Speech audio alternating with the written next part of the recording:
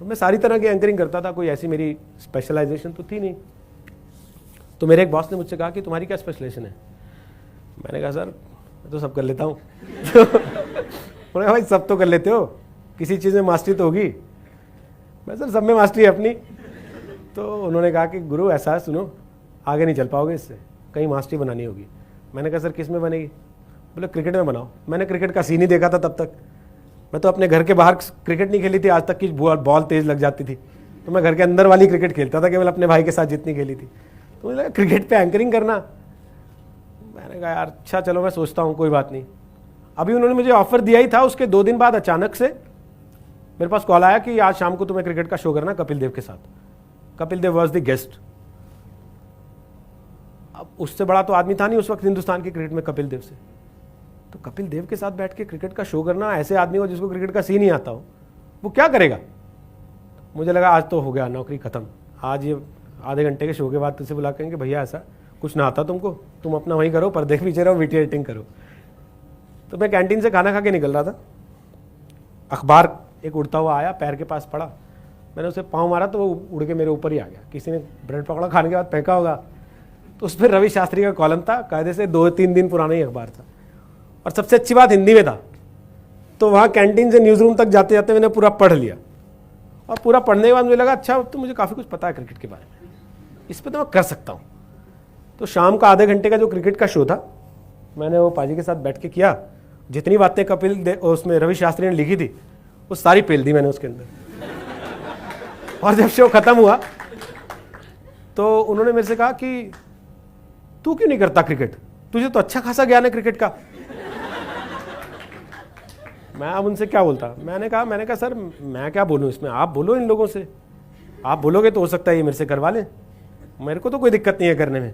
तो बाहर निकलते ही उन्होंने मेरे बॉस से कहा यार तू ऐसे मुंडे ने कराया करना, इसको बड़ा आता है क्रिकेट का यार, तेरे बाकी लोग तो मेरे से ही पूछते रहते हैं क्या पूछना है। तो हिंदुस्तान का सबसे बड़ा कप्तान आपकी पैरवी कर रहा है वहां पे खड़े होके, और आप सोच रहे हो कि यार मैंने गलत किया या सही किया। मेरे बॉस ने साथ ही बोल दिया हाँ सर कल से इसी से करा देते हैं, सुन तू ही कर लेना कल से। तो अब मुझे लगा भाई अब तू फंस गया। बट मैंने घर जाते ही क्या कहा, मैंने घर जाते ही सारे पुराने अखबार निकाले जो 5-7-10 दिन के पड़े थे, सब में रवि शास्त्री के कॉलम काट काट के इधर रख लिए बेड साइड पे अपने, कि जब मौका मिले सोते जागते उठते बैठते, टॉयलेट जाते, नहाते खाते नाश्ता करते, बस वही पढ़ लो रवि शास्त्री का कॉलम पढ़ लो, रवि शास्त्री का कॉलम पढ़ लो, रवि शास्त्री का कॉलम पढ़ लो। फिर अपने एक दोस्त को बिठाया, मैंने कहा भाई तू मेरे को समझा दे ये थर्ड मैन क्या होता है, स्लिप क्या होती है, कवर क्या होता है, गली क्या होती है, मिडफील्ड क्या होता है, ऑन फील्ड क्या होता है, ऑफ साइड क्या होती है, वाइड क्या होती है, ये सारी चीज़ें तो मुझे समझा दे। उसने बाकायदे ग्राउंड बना के कागज़ पे सब चीज़ें मुझे समझाई सिखाई। और ये बात केवल उसे और मुझे ही पता थी कि जो आदमी टीवी पे रोज क्रिकेट का शो कर रहा है उसे ग्राउंड आज सिखा रहे हैं हम लोग कि कैसा होता है।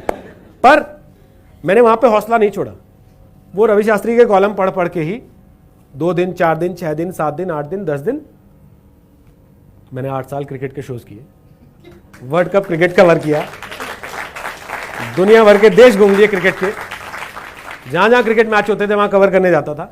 और आपको यकीन बताऊं पहली बार जब मुझे सड़क पे किसी ने आके रोका, मैं कॉम्जम रेस्टोरेंट में खाना खाने गया था रात में निजामुद्दीन पे, तब नया नया खुला था, बहुत क्रेज रहता था उसका, बहुत भीड़ होती थी वहाँ, तब उसकी इमेज इतनी ख़राब नहीं थी जितनी आज खराब है, लोग परिवार के साथ भी आते थे।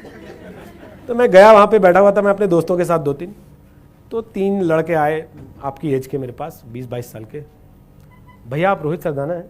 मैंने कहा हाँ बताइए। आप जी न्यूज़ पे क्रिकेट वाला प्रोग्राम करते हैं ना?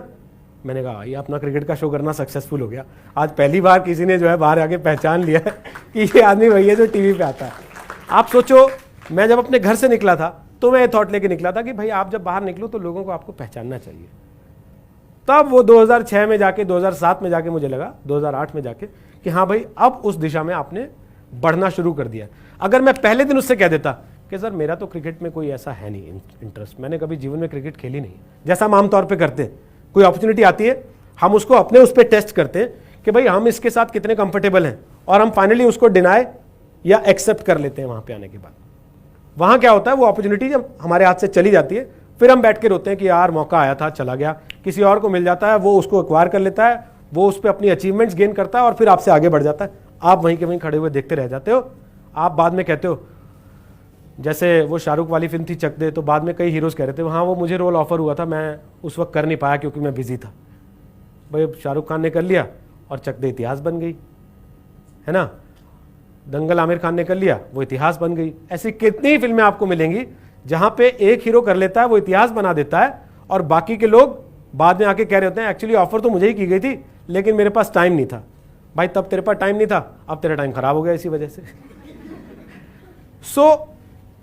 आप लोगों को मेरा यह सुझाव है कि जीवन में जब भी कोई ऐसा मौका आता है, कोई अपॉर्चुनिटी आती है, कोई ऐसी चीज आती है जहां पे आप हो सकता है उस समय उसके मास्टर नहीं भी हो, उसको डिनाय मत करो, उसको धक्का मत मारो, उसको लात मत मारो, उसको पकड़ो, अपने आप को जज करो। अगर आज की तारीख में कहीं आपको लग रहा है कि आपके पास थोड़ी सी भी पॉसिबिलिटी है कि आप उसको जस्टिफाई कर सकते हो अपने आप को थोड़ा सा मॉडिफाई करके, तो उसको करना चाहिए, उसको छोड़ नहीं देना चाहिए। क्योंकि जब आप छोड़ दोगे तो वो किसी और के लिए हो जाएगी, और जब वो किसी और के लिए हो जाएगी तो आपका कंपटीशन आपसे वहां से आगे निकल जाएगा, आप उससे पीछे रह जाओगे। तो मैं आप लोगों को सिर्फ इतना ही आज ये कहना चाहता हूं कि हम लोग बहुत सारी चीज़ों में, बहुत सारे मौके आते हैं जीवन में जहां हम बहुत छोटी छोटी बातों से कि अच्छा इसने ऐसा कह दिया, उसने वैसा कह दिया, इसने तो मेरे मन का नहीं कहा, मेरी मम्मी ने ऐसा बोल दिया, मेरे पापा ने ऐसा, हम उन चीज़ों को जाने देते हैं और फिर बाद में हम पछताते हैं। तो पछताने से बजाय बेहतर है उस समय उस चैलेंज को एक्सेप्ट कर लेना, उस चैलेंज को फेस करना, उस चैलेंज को टैकल करना और एक विनर की तरह आगे बढ़ जाना। जब आप एक छोटे से चैलेंज से भी जीत के आगे बढ़ते हो ना, तो अगले चैलेंज के लिए आपका कॉन्फिडेंस 100% बढ़ जाता है। फिर सामने कोई बड़ा चैलेंज भी आता है तो आपको लगता है कि ठीक है, जब मैंने वो कर लिया था तो ये क्या चीज़ है, मैं ये भी कर ही लूंगा। और जब आप ये सोचते हो ना कि मैं ये भी कर ही लूंगा, तो फिर आप कर लेते हो। फिर कितनी भी दिक्कतें आए, फिर कोई आपको रोक नहीं सकता।